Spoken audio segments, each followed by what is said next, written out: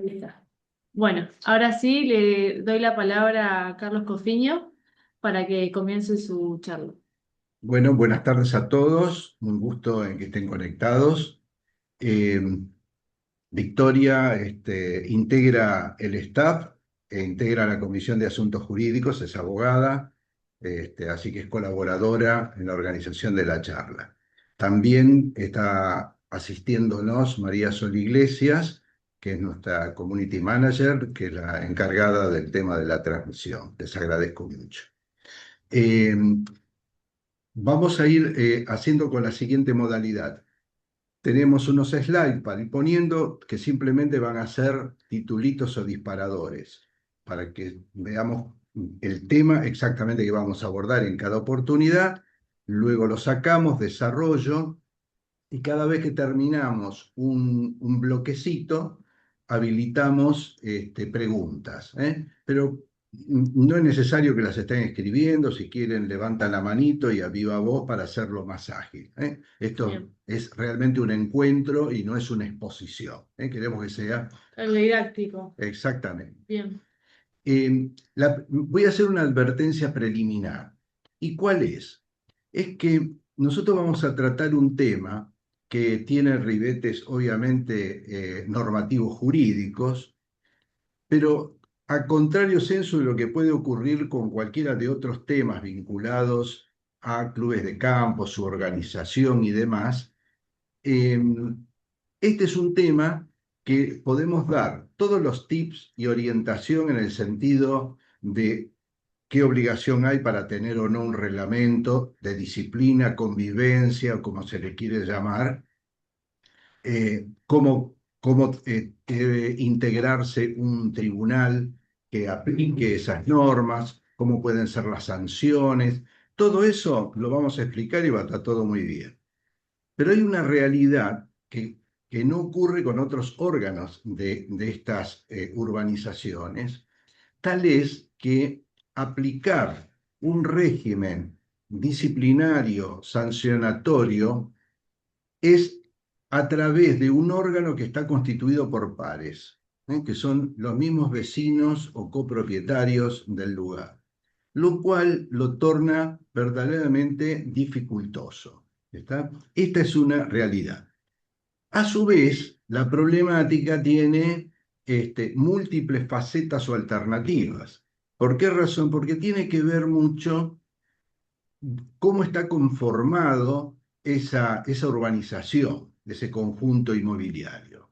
Voy a poner ejemplos. Primero, no es lo mismo un barrio cerrado que un club de campo, porque el barrio cerrado no tiene una infraestructura importante dedicada a la actividad deportiva, recreativa y social. Generalmente los barrios tienen una pequeña instalación, un Zoom, una pequeña canchita de fútbol 5 o algo así para el papi fútbol, una canchita de tenis y no mucho más. Mientras que los clubes de campo tienen infraestructuras mucho más complejas. Por ende, la vida de relación tiene muchos más lugares de encuentro y de convivencia. Tampoco, también es notoriamente distinto si hablamos de una urbanización que tiene 500, 600 o 1000 viviendas y por ende si le ponemos un promedio de 3, 4 personas, 4000 personas conviviendo, respecto de un barrio cerrado que tiene 100. ¿Está? Entonces, todo esto nos da un escenario de una gran cantidad de variables que hace que vamos a desarrollar una teoría, pero cuando llega a la práctica va a tener 1000 facetas que son muy difíciles de enumerar más allá de que estas advertencias genéricas. Bueno, si te parece, ponemos el slide con el índice de los temas que vamos a abordar. muy bien. Y ahora hago la pantalla completa. Un segundito. Ahora está. Ustedes ven bien, ¿no? Ven lo primero que es la carátula. Bien. Este es Ok. el índice. Bueno, acá en el índice hemos puesto cómo abrimos en 10 ítems, que es el concepto de reglamento disciplinario, qué pasa con los consorcios de propiedad horizontal propiamente dichos respecto de los conjuntos inmobiliarios, una, y una primera conclusión. Luego, vamos a abordar qué ocurre con los conjuntos inmobiliarios preexistentes a la reforma del Código Civil del 2015, Código Civil y Comercial de la Nación. Luego vamos a poner qué elementos debe contener un reglamento interno en materia disciplinaria, cuáles nosotros tenemos anotadas como infracciones recurrentes, cómo se describen las prohibiciones o conductas reprochables en un reglamento, cómo conformar un órgano disciplinario, qué elementos debe tener un procedimiento para llegar al final, que es la aplicación de sanciones. Bueno, enumerado eso, vamos al punto conceptual. El punto 1, avanzamos. ¿Qué se entiende por reglamento disciplinario? Esto es acá. En la realidad, no hay en una norma que tenga una definición literal que diga un reglamento disciplinario es tal o reglamento de convivencia. En la realidad, el artículo 2080 del Código Civil, cuando habla de limitaciones y restricciones reglamentarias dentro del capítulo de conjuntos inmobiliarios o urbanizaciones especiales, dice, de acuerdo a las normas administrativas aplicables, el reglamento de propiedad horizontal puede establecer limitaciones edilicias o de otra índole, y dice, como así también fijar reglas de convivencia. Y luego sigue, todo ello en miras al beneficio de la comunidad. Después agrega formalidades. Acá estamos hablando de eh, conjuntos que se están conformando a partir del Código Civil. ¿Está? Entonces dice, toda limitación o restricción establecida por el reglamento debe ser transcripta en las escrituras traslativas del derecho real de propiedad horizontal especial. Y ese reglamento es parte integrante de los títulos de propiedad que se otorgan sobre las unidades funcionales que componen el conjunto inmobiliario y se presume conocido por todo propietario sin admitir prueba en contrario. Entonces nosotros tenemos que el Código Civil nuevo, como modificado, nos está diciendo que en estos conjuntos especiales tiene que haber reglas de convivencia, cómo deben publicitarles, se presumen conocidas. Entonces, como concepto, podríamos decir que es un conjunto normativo destinado a regular la relación entre los propietarios y establecer las sanciones aplicables ante su violación, y su aplicación práctica mediante la intervención de un órgano independiente del órgano ejecutivo o administrador. Este es un punto importante, ya cuando hablemos del órgano de aplicación vamos a ver que es autónomo, es distinto del consejo directivo, administrativo, el nombre que pueda tener la administración, y obviamente de la asamblea. Vamos al punto siguiente.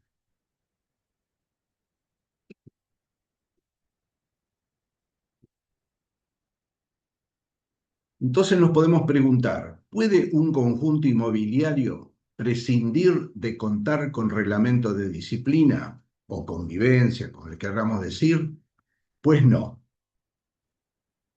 El artículo 2074 del Código Civil, cuando describe las características de estas urbanizaciones, dice, son elementos característicos de estas urbanizaciones lo siguiente. Entonces habla de cerramiento, partes comunes, bla, bla, y dice limitaciones y restricciones a los derechos particulares y régimen disciplinario.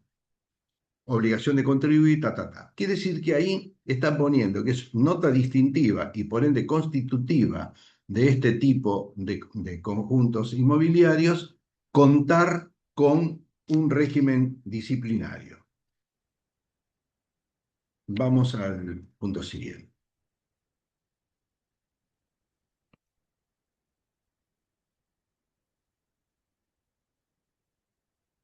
Ujú. Paciencia. Ahí está.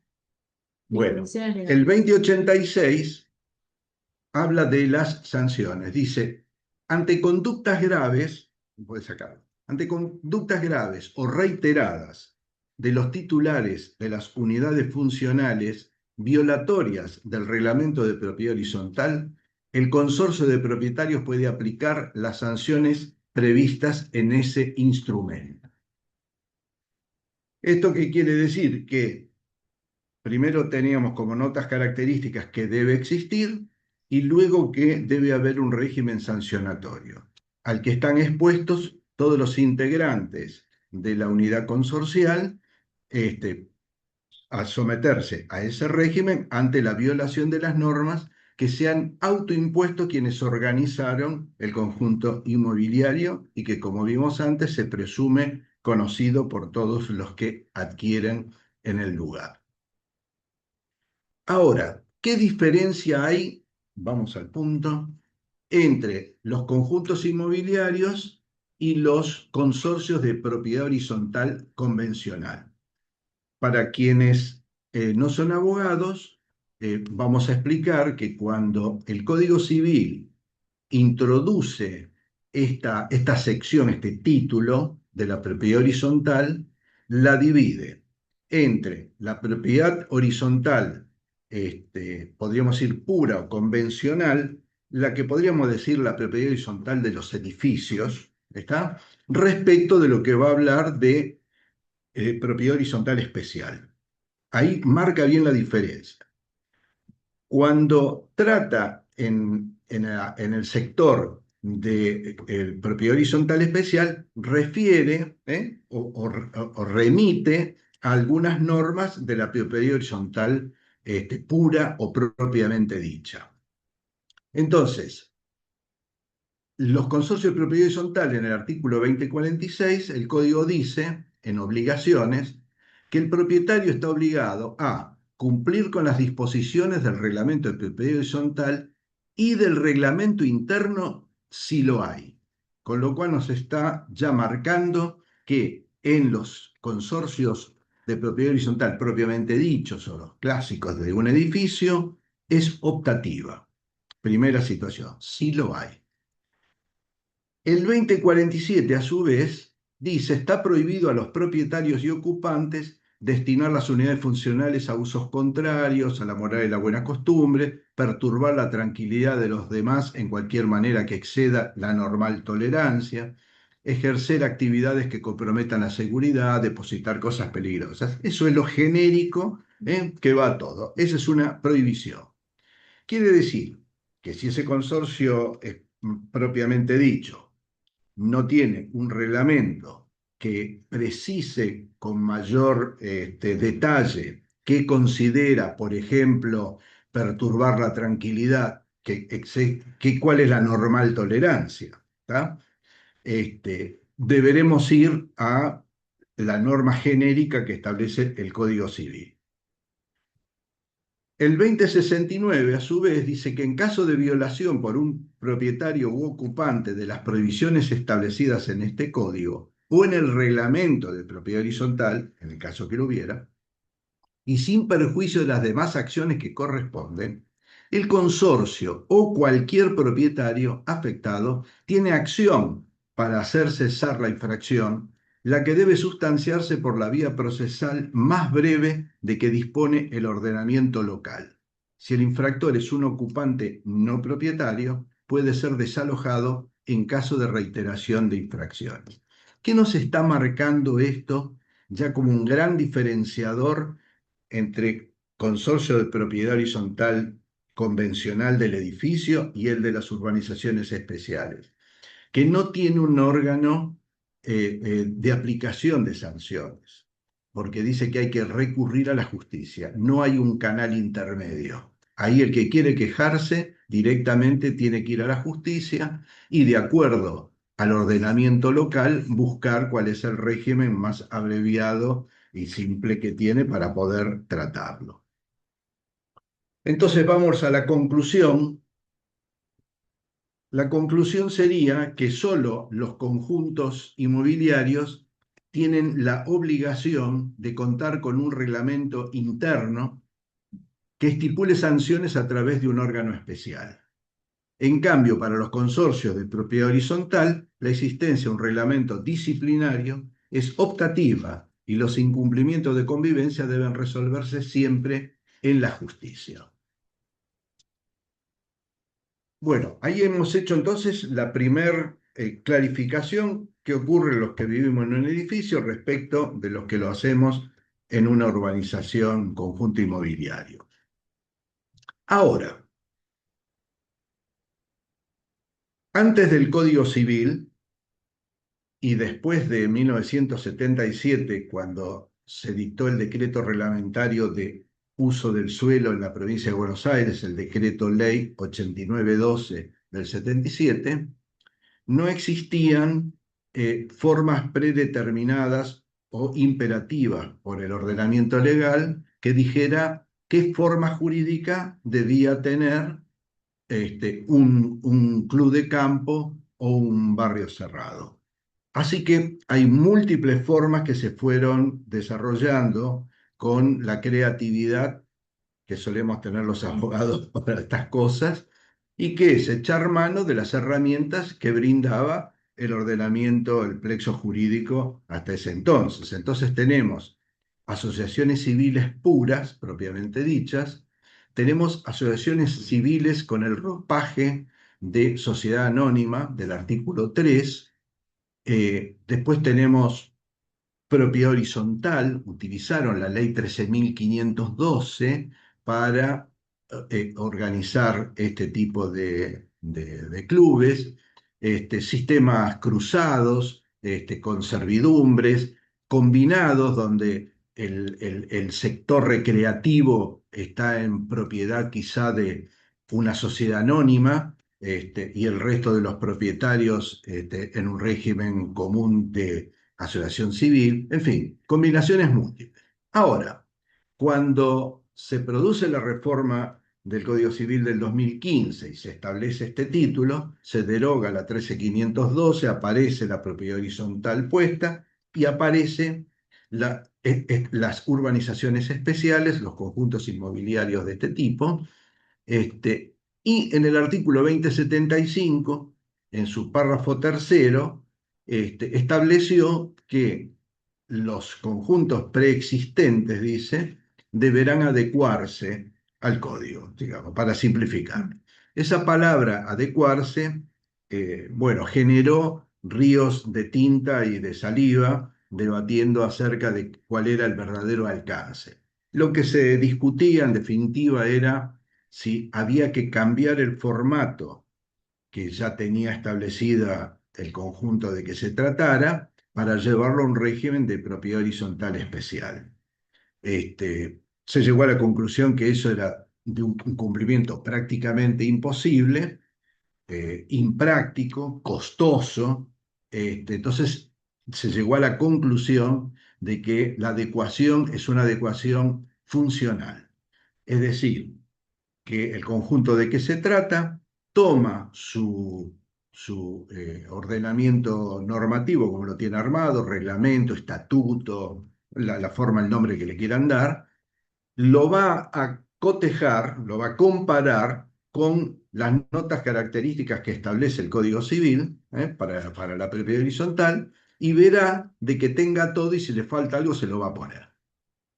Entonces acá aparece la cuestión el reglamento de disciplina y el órgano de aplicación, porque si ese estatuto o reglamento preexistente no lo tiene, lo va a tener que incorporar. Entonces ya después vamos a llegar a través de qué vía y cómo lo hacemos. Vamos. ¿Qué elementos debe contener un reglamento interno en materia de disciplina? Esto ya lo vimos y esto también. Bueno, ¿qué elementos debe? La primera, por supuesto, es las prohibiciones o conductas que merezcan reproche.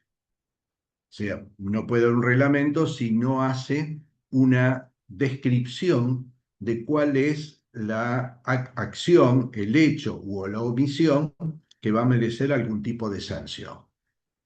Va a tener que establecer cuáles son las sanciones aplicables a cada caso con su graduación. Va a tener que establecer el procedimiento que garantice el ejercicio del debido derecho de defensa al que resulte imputado o señalado como infractor. Y, obviamente, un órgano independiente que entienda en cada caso y aplique las sanciones correspondientes. Vamos a cómo deben ser las sanciones. Me lo atraso un Acá, poco. sí. Listo. Acá tenemos, vamos repasando, mirando, ¿no? Entonces, debe contener las prohibiciones o conductas que merezcan reproche, las sanciones aplicables a cada caso, el procedimiento que garantice el ejercicio del debido derecho de defensa, un órgano independiente que entienda en cada caso y aplique las sanciones, y cómo debe ser la escala de sanciones. Las escalas de sanciones deben ser graduales y proporcionales, poniendo importancia en la reincidencia. Quítalo, así ya seguimos. El, la gradualidad es importante porque tiene que ver, primero, cómo valora esa comunidad las conductas que entiende más o menos reprochables, que entiende como más o menos graves. Si bien hay un común denominador que uno razonablemente lo puede entender como aplicable a cualquier conducta social, hay otras comunidades que pueden tener algunas en particular que entienden poner el acento, qué sé yo, por ejemplo, el atuendo o vestimenta adecuada en determinados sectores, lugares o momentos, lo que fuere. Entonces van a describir y poner cuáles son las sanciones que corresponden. Eh, y es importante que tengan gradualidad, porque tiene que haber proporción, ¿está? Y también el tema de la reincidencia es muy importante. ¿Por qué? Porque nos encontramos con que todas las comunidades estas son un reflejo de la gran comunidad, no hay vuelta que darle, ¿no? Es llevado a chiquito, así que siempre está el tipo que parece que disfruta de Transgredir cometer la norma. infracciones, claro, el transgresor habitual, el difícil, el joven rebelde. Entonces, la reincidencia a veces es importante para ir aumentando la presión a ver si se llega a un punto de convicción suficiente. Vamos a infracciones recurrentes. Nosotros hicimos un listadito de 4 este, eh, elementos que para nosotros son los que hemos captado que son los más recurrentes. Uno son los ruidos molestos, otro es la tenencia irresponsable de animales, el exceso de velocidad y obras civiles en infracción. El tema de los ruidos molestos se da de múltiples formas, ya sea por la vida social, lo que pone música inspirados en el momento que les parece apropiado, la organización de fiestas o reuniones sociales, y después está el uso de elementos, ya sea para corte de pasto, para reparaciones o vehículos o motos y demás, que exceden los ruidos, ya sea porque generan un ruido en exceso o porque se los utiliza o se los produce en horarios que esa comunidad ha decidido de que debe preservarse debidamente el silencio. Para llevar adelante el control de los ruidos es muy importante establecer procedimientos de detección. Les hablo por experiencia propia. En nuestro club de campo, nosotros organizamos un sistema por el cual el servicio de vigilancia, cuando recibe un llamado donde le denuncian que hay un ruido molesto, se constituye en el lugar y tiene establecido en qué punto debe pararse respecto de la línea de la casa, tiene un decibelímetro debidamente normalizado, ¿no? Para ello toma el registro, hacemos ínterin otro vigilador mientras va video grabando lo que se está haciendo y se lo convoca al propietario responsable mostrándole que está excediendo. Esto si hay un exceso, porque puede ser exceso, pero también estar fuera del horario. Dos cosas, ¿no? Una puede estar dentro del horario, pero excede la cantidad de decibelímetros, de decibeles que la comunidad resolvió que es el tope, que puede coincidir o no con la norma municipal del lugar o establece las propias del lugar. Imagínense que no es lo mismo un lugar que está en pleno campo, donde obviamente el silencio es un elemento sumamente valorado, ¿no? En estos lugares se valora el contacto con la naturaleza, la seguridad y el silencio es un valor realmente. Entonces, hay que establecer un procedimiento, un protocolo que garantice que la imputación está debidamente fundada, ¿está? Para que no se caiga en saco roto, porque no puede salir de una simple apreciación de un vecino decir el ruido es alto. Eso no sirve. Acá hay que probar técnicamente el tema. Ese objetivo. Claro, lo más objetivo posible y documentado. Otro punto que tocamos es el de tenencia irresponsable de animales. Esto se da, bueno, como decía, según sean los lugares, hay lugares donde hay gente que recibe, aloja a perros. Voy a poner el perro porque es el animal que Mm. más habitual en estos casos. Entonces los reciben en sus casas, le dan alimento, pero no lo adoptan como dueños y se hacen responsables de ellos. Es como decir, el perro es de la calle, viene, me hace compañía, es simpático, qué sé yo, y cuando me voy lo dejo y a la buena de Dios. O si estando en la casa sale, muerde a alguien y demás, dice el perro no es mío. ¿Está? Eso suele ocurrir. Entonces hay que trabajar bastante preventivamente en la identificación de los animales y establecer en el reglamento que se considera animal propio aquel que es cobijado. Punto. Si le pusiste la correa con la chapita con el nombre o no, ese es otro problema.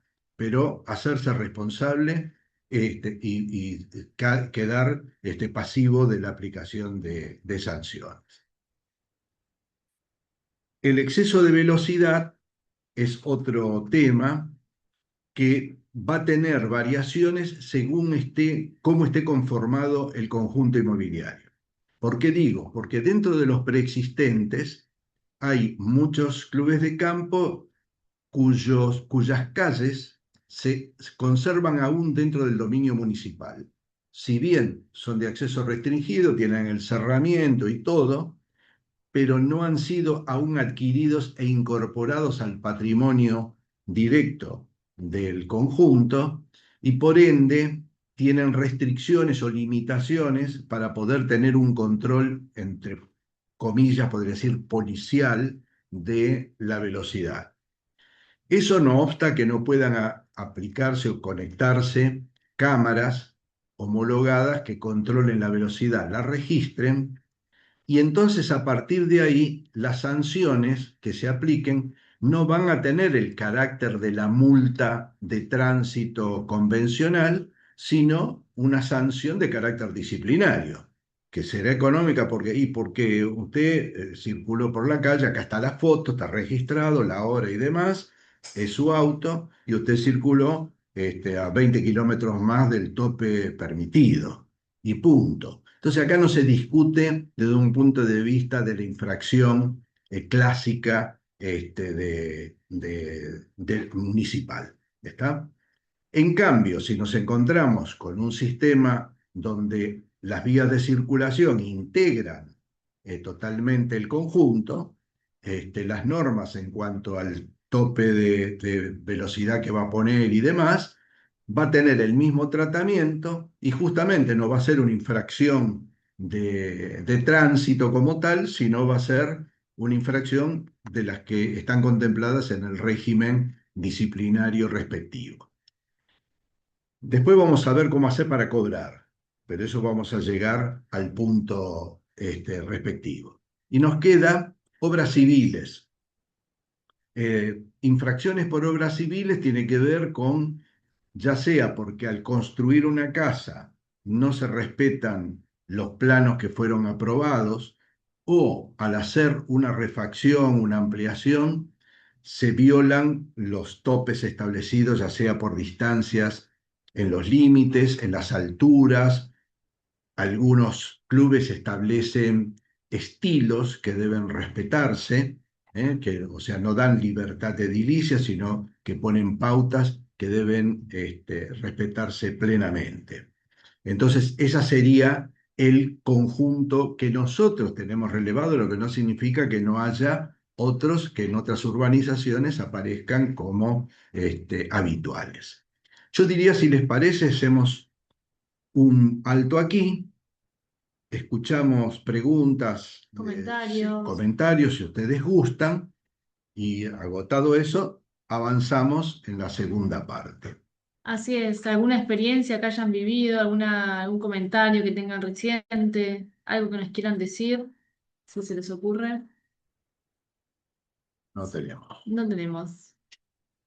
Bueno, cualquier cosa, si se llegan a acordar luego, lo escriben por el chat o levantan la mano. La idea es que sea didáctico y que, bueno, ustedes también puedan descomprimir las consultas que tengan o dudas.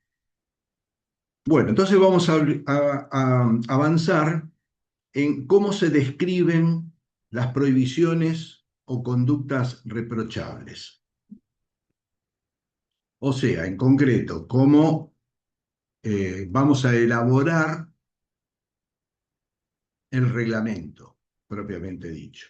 Entonces, la forma de hacerlo va a ser como tipo penal, pero admitiéndose descripciones más genéricas. Para los que no son abogados, lo que se llama el tipo penal es una descripción precisa. Cuando el código dice, trata, por ejemplo, el homicidio, dice, será reprimido con sanción de 8 a 25 años el que matare a otro. Entonces, ahí hay una acción, dice el que matare a otro. Entonces, hay un uno, hay un otro, y la acción es matar. Es una descripción, es una figura. Entonces, cuando se produce un hecho susceptible en el campo penal de ser analizado para ver si puede ser castigado, se lo superpone con la norma a ver si encaja en el tipo. Y tiene que ser así, muy preciso, para evitar justamente que haya normas elásticas o en blanco que puedan llevar a un castigo cuando no es lo que pensó el legislador. Pero acá estamos en relaciones mucho más laxas, no estamos hablando justamente de delito, porque si se cometen delitos dentro de la urbanización, va a intervenir la justicia. Más allá de que la comunidad resuelva aplicarle una sanción, que después veremos, adicional, porque tiene que ver con la relación con la comunidad interna. Entonces, decimos que la descripción debe ser lo más precisa posible, pero con cierta laxitud para que sea más abarcativa. Es muy importante tratar de describir la mayor cantidad de situaciones que se imaginan posibles de ser sancionables. Puede haber un encabezamiento, una especie de primera descripción genérica, por ejemplo, hablamos de ruidos molestos, y luego se va desgranando en forma decreciente cuáles son las que se consideran más graves y otras menos, ¿tá? De manera tal de que al principio general que está expuesto o enunciado inicialmente, luego hay acciones más precisas para poder decir, bueno, este tipo de acción lleva tal tipo de sanción. Bueno, ahora nosotros tenemos que pensar que tenemos que tener un órgano disciplinario, que es el que debe aplicar esto, que siempre es lógico que sea un tribunal colegiado. La norma no dice nada respecto de cómo debe integrarse, si son 3 miembros, si son 5 o lo que fuere. Eh, la experiencia lo que nos dicta es que es conveniente que si no está integrado con algún profesional del derecho, por lo menos que tenga un asesor para que lo ayude en la interpretación de las normas y en la forma de expedir después las conclusiones y las sanciones, labrar el acta, etcétera, etcétera. O sea, obviamente puede estar integrado por legos que tienen el sentido común, el sentido del conocimiento de cuáles son esos valores que se quieren preservar de la comunidad, pero pueden ser asistidos, porque eso lo hemos vivido, yo lo hablo por experiencia propia, ¿no? Que hay gente con mucha voluntad de trabajo, quieren colaborar y de pronto se traban que no saben bien cómo operar. Entonces, si no lo tienen adentro de la integración, tener alguien que los asista en ese sentido ayuda mucho al desarrollo de la actividad. Si el conjunto no tiene, el conjunto inmobiliario preexistente, no tiene reglamento y no tiene, por ende, un tribunal, un órgano de aplicación, deberá conformarlo, ¿está? Para lo cual va a tener que hacerlo mediante asamblea extraordinaria, que es aplicando las mayorías previstas para la reforma del estatuto. Es importante tener en cuenta que como si bien la adecuación establecida por el Código Civil es imperativa y se deberán adecuarse, no establece plazo y no establece sanciones. Pero es una manda, o sea, un conjunto inmobiliario a esta altura, a 10 años de la modificación del código, es razonable que encare su adecuación, su ayornamiento para que tenga integrado estos órganos que son realmente muy importantes. Ahora, ¿cómo es el poder del órgano disciplinario?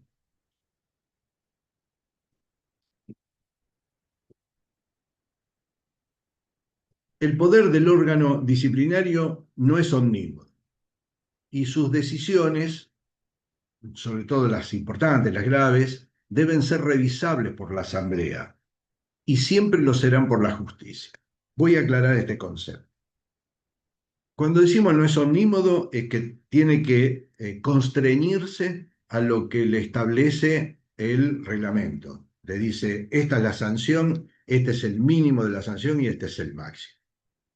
Eh, no puede salir de esto. A su vez, tiene que garantizar, que no garantizar, tiene que poner el empeño para que la sanción aplicada esté debidamente instruida, o sea, el sumario debidamente instruido y la conclusión debidamente fundada y que le haya garantizado al infractor la debida defensa en juicio. Cuando decimos que deben ser revisables por la Asamblea, no lo dice exactamente eso el código, pero tenemos que entender que la Asamblea es el órgano soberano por excelencia, porque lo conforman todos los propietarios. Entonces es sano que el reglamento contenga que una vez agotada la vía administrativa interna aplicada a la sanción, se le brinde al sancionado la posibilidad de apelar ante la asamblea, que puede ser, depende de cómo se redacte, puede ser la primera asamblea que se realice o alguna al efecto. La lógica es que se haga en la primera que se lleve a cabo, porque organizar una asamblea nada más que para tratar la apelación de uno parece un exceso. Eh, Siempre lo serán por la justicia, o sea, nadie está vedado de poder recurrir, una vez que ha sido sancionado, de poder presentarse a la justicia pidiendo una revisión de la sanción si considera que, habiendo sido sancionado, habiendo agotado la instancia de la asamblea, porque deben darse, si lo consideran, los dos pasos, recién ahí podrá ser atendido por la justicia. Ahora, la justicia es restrictiva, tenemos escasísima jurisprudencia, más bien por analogía, lo sacamos por otro tipo de corporaciones, pero los conceptos son interesantes porque primero es restrictiva porque dice, la comunidad se organizó de una determinada manera, estableció, digamos, cuáles son esos valores o pautas que quiere preservar, entonces, no quiere la justicia ser utilizado como un elemento extraño, a menos que se acrediten qué cosas. Justamente que no se garantizó la defensa, o sea, que no le hayan dado posibilidad de argumentar y eventualmente presentar pruebas. Han descartado pruebas cuando aparecen como algo excesivo, pretendiendo que el procedimiento, en lugar de ser algo sumamente sumario, termina siendo un juicio ordinario que no es el objeto en este tipo de situaciones. Entonces dice, mire hermano, usted no puede venir acá pretendiendo hacer una cantidad de pericias técnicas y contables y qué sé yo para arribar a una conclusión que no viene al caso. Pero si el procedimiento no lo contemplaba o contemplándolo no se respetó su posibilidad de defensa, no se le transmitió concretamente qué es lo que se le imputaba para que pueda argumentar en contrario, etcétera, etcétera, ahí sí va a tener acogida. ¿Está? Bueno, vamos al procedimiento. Estamos bien de tiempo, ¿no? Sí. Si alguien quiere hacer un comentario, también bienvenido sea, ¿eh? Sí, sí, el que quiere interviene, levanta la mano y le damos, ¿eh? Acá vamos. Bueno, para el procedimiento es muy importante. El primer punto, ¿cómo se entera el Tribunal de Disciplina y Convivencia? Puede actuar de oficio porque tiene conocimiento directo de que se ha producido un hecho o toma razón por la denuncia, puede ser de un tercero o de que se considere afectado. Entonces dispara una especie de sumario de prevención, quizá parece excesivo, pero en definitiva es eso, hay que tratar de documentar claramente cómo ha sido el hecho, qué elementos probatorios tenemos, hay filmaciones, hay testigos, hay notas, en fin, lo que fuere, incorporarlo en ese pequeño legajito para que sirva de base. ¿Para qué? Para investigar y determinar la veracidad de los hechos y las pruebas. Una vez que se lo tiene, llamar al presunto infractor y decirle, mire, esto es más o menos como un proceso penal, ¿no? Primero se juntan los elementos, los llaman a la indagatoria y le dice, mire, te contamos todo esto, esto es lo que nosotros tenemos probado. ¿Qué tiene para decir? Bueno, y ahí va a tener que tomar, hablamos, información de los hechos, ya se lo hicimos, y le diga, bueno, usted tiene pruebas para probar o acepta o reconoce el hecho, porque puede decir, mire, la verdad que yo reconozco es así, pero o me disculpo, o no era exactamente así, ¿está? Entonces, según la entidad del hecho, los antecedentes de la persona y demás, se verá, cuando llegamos a sanciones, qué criterio se va a aplicar. Entonces ahí se va a resolver si se aplica o si se cierra. Y entonces es importante que se le abre un acta con una conclusión y cierre. La conclusión será porque aplica la sanción de tales condiciones o porque lo ha rechazado. Ahora vamos a ver, cuando hablemos de sanciones, qué mecanismo va a haber adentro administrativamente. ¿Está? ¿Vamos bien hasta el momento? ¿Hay algo que quieran aclarar? ¿Estamos? Yo veo una cara de un tal Carlos, que me parece Carlos Tomada, ¿es? Sí, un gusto, un honor que esté participando. Está muteado. Claro. Si querés, Carlos, destapá el micrófono que está tachado. Yo te mando, yo te hago la solicitud. Ahí está. Ahí te va a aparecer un cartelito para que puedas desmutearte. No, no, tal cual, no, Carlos Angió, de Charlas Ah, de la Alameda, Sociedad Anónima pero en parece, Carmen de parece, Arico. Ah, muy ¿habrán bien. confundido alguna vez con Tomada? Puede ser. Muy bien. Una Bueno, pregunta, sí, perdón. Este resumen y eh, va a estar disponible en la Federación. Sí, de hecho, esta charla va a estar subida a nuestro canal de YouTube, así que todas las veces que vos quieras mirarla, lo vas a No, tener. pero aparte de mirarla para tener la información de los drafts que han hecho ustedes y eso, ¿hay sí, posibilidad de sí, acceder? usted te escribe, se lo mandamos. No hay ningún inconveniente. Solicitalo por correo electrónico Bueno, y lo leemos. muchísimas gracias. Lo Ah, sigo escuchando atentamente. bien. Bueno, entonces para el cierre de esto vamos a las sanciones. Las sanciones, Comparto. No sabemos por qué se nos va para atrás, pero ya llegamos. ahí está. Bueno, entonces las sanciones pueden ser de tipo moral o económicas. Morales o económicas. Avanzamos. Las morales, que son de carácter disciplinario y que afectan la vinculación asociativa, pueden ser, en general, pueden ser otras, pero estas son las típicas. El apercibimiento, la suspensión y la expulsión. Si seguimos el esquema laboral, por ejemplo, antes del apercibimiento podría haber un llamado de atención, algo así. No importa. Lo importante es que las morales tienen que ver con restricciones al uso de las instalaciones, si se trata de suspensión y la expulsión, que es la más grave, y el apercibimiento que la comunidad puede establecer como mecanismo que cuando aplica sanciones las hace públicas.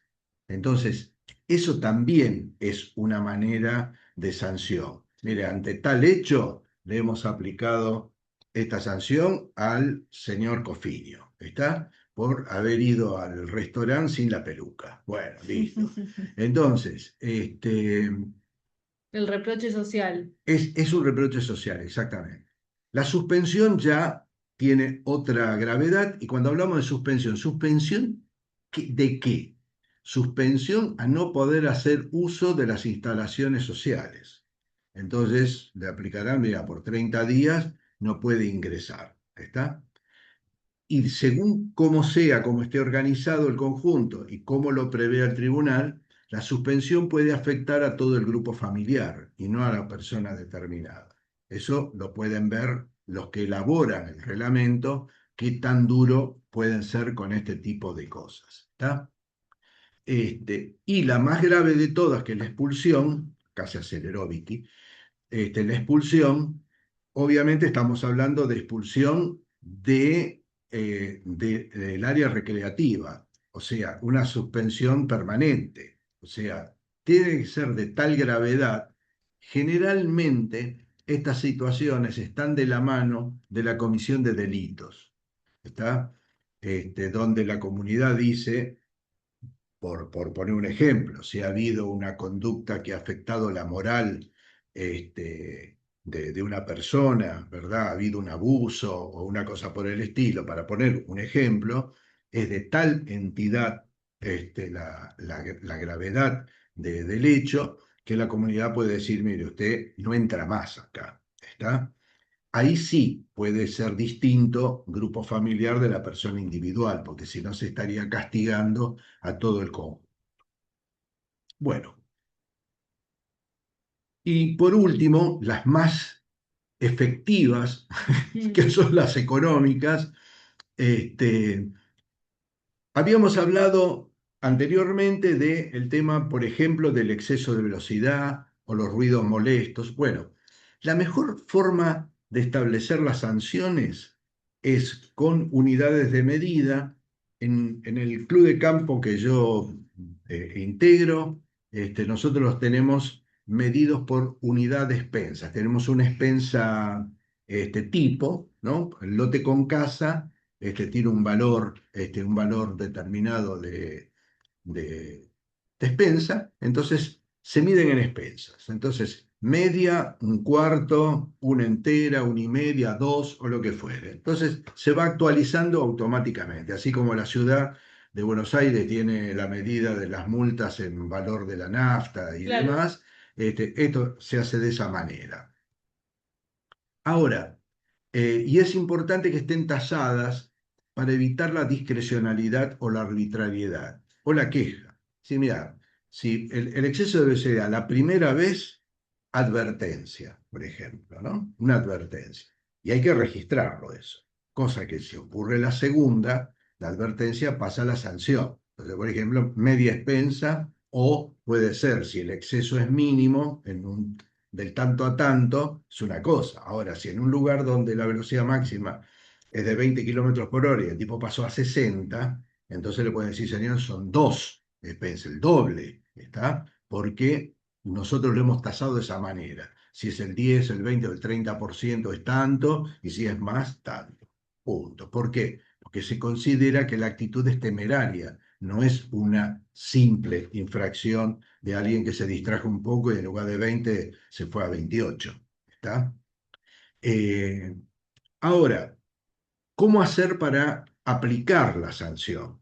¿No? La aplicación de la sanción, hay conjuntos que están organizados ya como consorcio de propiedad horizontal, lo tienen muy automatizado y este tipo de infracciones que están verificadas y documentadas en forma automática, porque el sistema, la cámara, registra la infracción y emite el informe con la foto, el horario en que ocurrió hasta la chapa, la unidad funcional, ya sea que es propietario o invitado. ¿Está? Si era un invitado, carga el propietario con la responsabilidad. Y directamente se lo cargan en la liquidación de expensas. O sea, tiene un cobro ejecutivo.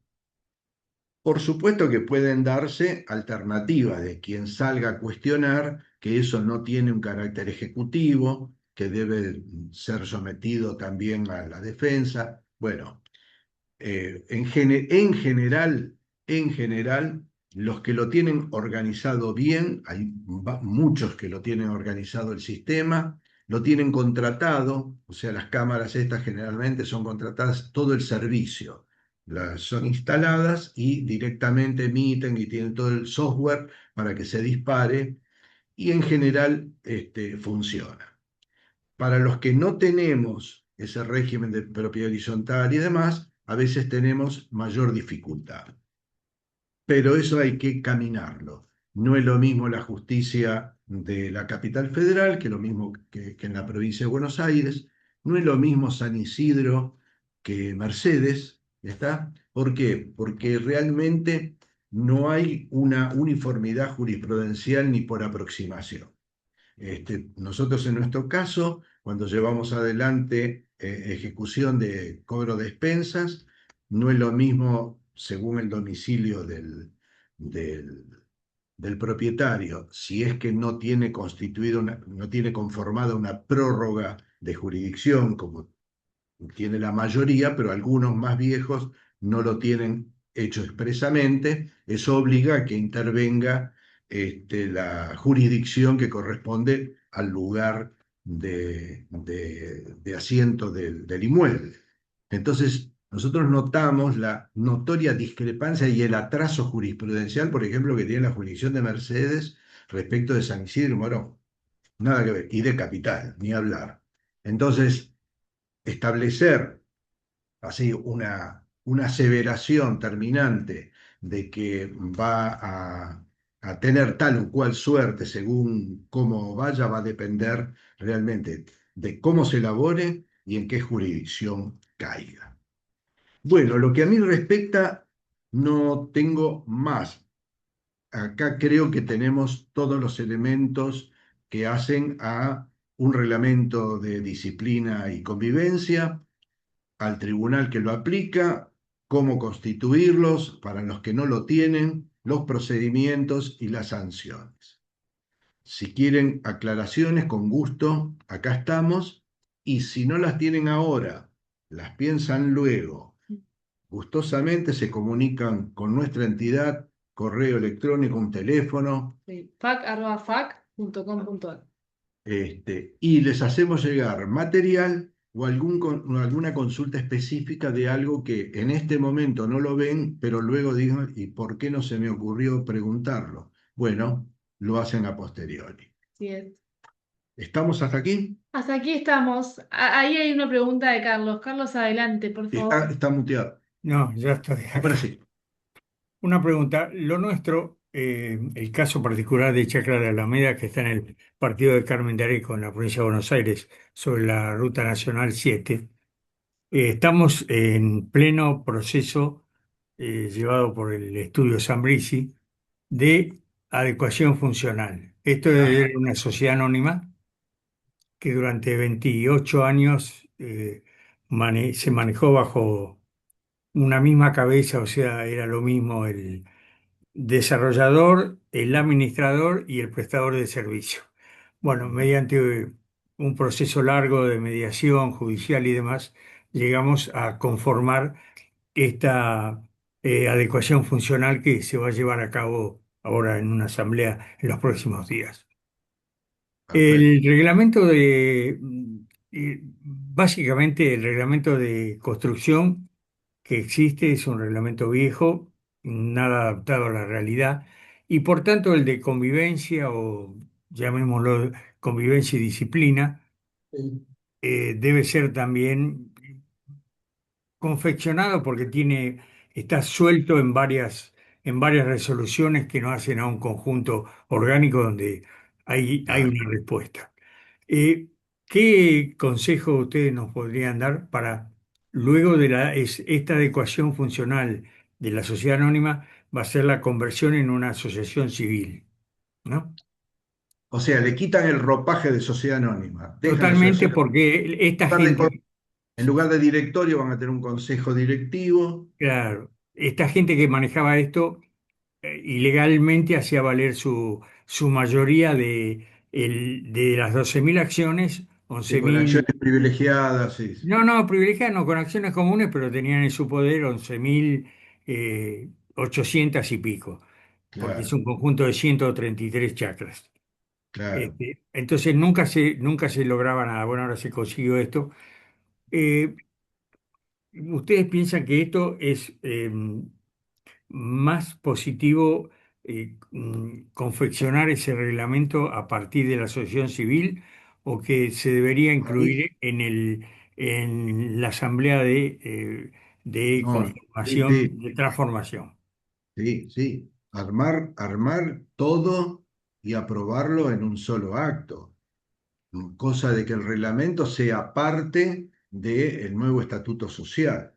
Porque el estatuto social va a pasar de ser un estatuto de sociedad anónima a un Mm, estatuto de asociación civil, van a estar el mm. cambio de las denominaciones, etcétera, etcétera, pero hay que crear el órgano del tribunal y hay que tener armado ese reglamento que va a ser integrativo del estatuto, Bueno, aunque porque básicamente digamos, eh, los reglamentos necesarios serían el de construcción y el de disciplina y, y conducta, digamos. sí, sí, sí, sí, Serían claro, básicamente esos. claro, claro. Que, Y Claro. si quiere un consejo, es bueno si crean un pequeño cuerpo como oficina técnica, o sea, ¿quién va a aplicar el reglamento de edificación? sí, porque lo que sí hemos hecho a partir de ahora, por un montón de cuestiones, es una comisión revisora de cuentas, que Ujú. no, digamos, hemos contratado nuevos servicios con una licitación privada, pero de tres oferentes en el caso de la administración, en el caso del mantenimiento y ese tipo de cuestiones, pero no en este caso particular de convivencia y conducta, digamos, ¿no? Claro. La comisión revisora de cuentas es otro de los órganos que tiene que tener necesariamente una asociación civil, Sí. porque entonces usted va a tener el órgano administrativo, que va a ser el consejo directivo, la Mm. asamblea, que es el órgano soberano, ¿no? Decisorio, y el revisor de cuentas. Esos son los tres órganos de Sí, administración propiamente dicho, ¿verdad? Que van a interactuar cada uno en su nivel y en su rol. Y el Tribunal de Disciplina para poder aplicar el reglamento. Todo eso tenerlo establecido en el estatuto adecuado, ¿está? Y poner como un suplemento, pero integrativo del estatuto, el reglamento de disciplina y convivencia. Y sí. el consejo práctico, que la norma del reglamento de edificación, que ustedes tengan una oficina técnica Sí, conformada con algún, hemos armado algo externo, digamos, con un ujú, arquitecto, al bueno, que no es precisamente, es un ex habitante nuestro que tuvo que mudarse, pero conserva y conoce perfectamente bien y es el que, juntamente con, hasta ahora con el presidente de la SA, firmaba digamos, todos los antecedentes de una obra nueva, ¿no? O, ujú, o una modificación. sí, sí. ¿Y tienen establecido un mecanismo con el municipio para la aprobación de los planos o algo No, así? absolutamente. Porque eso Absolutamente. sería bueno, quizás que se conecten con, no sé qué tan buena es la relación con el municipio, pero es muy saludable estar en contacto con el área de obras, porque Sí, a ustedes le van a presentar un plano que lo van a avisar, pero el plano mm, debe tener aprobación municipal, o sea, debe sí. estar primero cumpliendo las normas municipales y después las específicas o más restrictivas que establezcan ustedes. Internas. Claro, entonces a veces es bueno interactuar con un procedimiento. Nosotros, por ejemplo, lo Y, que hemos establecido es que ningún plano es aprobado en el municipio si no tiene el visado previo del club. Entonces, sí. ese visado es el que va a permitir que lo considere, ¿no? Mm. ¿Usted me podría pasar el mail para yo solicitar eh, este trabajo que tan positivo ha sido, ¿no? Eh, que están haciendo ustedes hoy. Sí, el correo de institucional de la federación es fac, tal como se escribe, FACC, Sí, sí, sí. fac.com.ar. Es sencillo. Bueno, perfecto. Yo les agradezco mucho Por toda favor, a usted, la gestión y me ha sido recontra útil. Bueno, buenísimo. Ese era el qué, objetivo. qué alegría. Bueno, Muchas ¿alguien tiene gracias. alguna consulta más, alguna pregunta, un comentario que nos quieran hacer? Bueno. Bien. Un gusto, buenas tardes. Buenas Hasta tardes y muchas Gracias gracias. por participar luego. nuevamente. Nos Hasta luego. esperamos para la próxima charla. Hasta luego. Un Hasta gusto, buenas luego. tardes.